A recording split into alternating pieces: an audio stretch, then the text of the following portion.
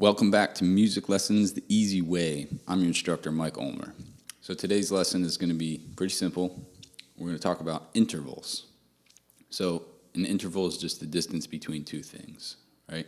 Very important to understand the intervals on the piano or on whatever instrument you play, because knowing what intervals exist is going to determine how we build our scales and our chords, which are the foundation for all the music we're playing.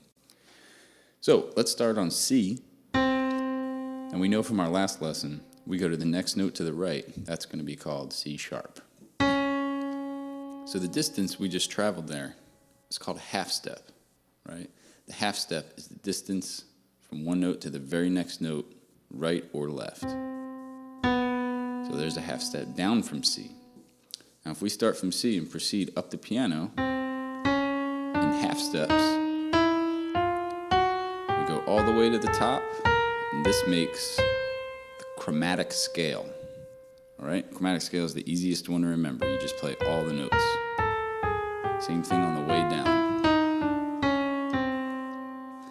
So we know what a half step is. Now we need to learn the whole step. A whole step is just two half steps. So from C to D, that's a whole step. You're also going to hear these referred to as minor seconds and major seconds. All right? So those are the only two intervals we're going to use to build scales, all right, in most cases. So now we're going to do the next one, which is called a minor third. Minor third is the distance of three half steps. So we start from C, and we count 1, 2, 3 half steps. That's our minor third. Now 4 half steps. 1, 2, 3, 4, that'll give us our major third. So the thirds, major and minor, those are what we're going to use to build all the chords we play. So to review, minor second, major second, in other words, half step, whole step, those are what we use to build our scales.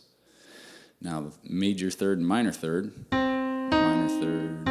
major third, 3 and 4 half steps respectively. Those are what we use to build chords.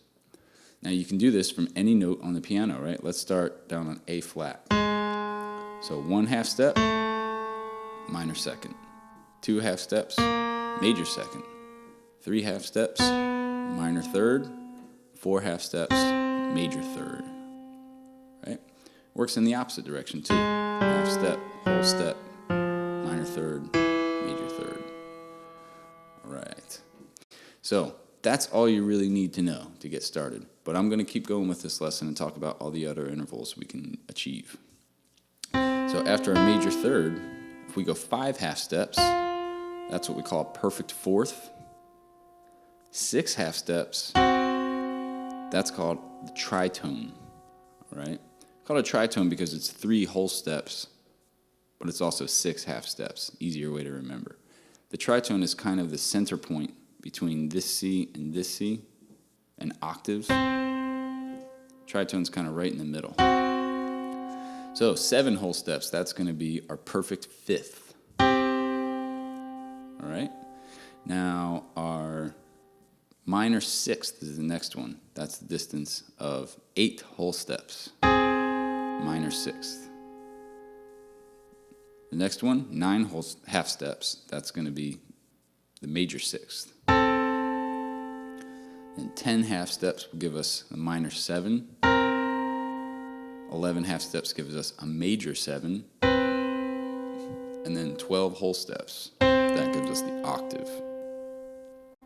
So eventually we're going to start looking at these intervals in 2 octaves, spanning from this C to the next one and then to the next one after that, right?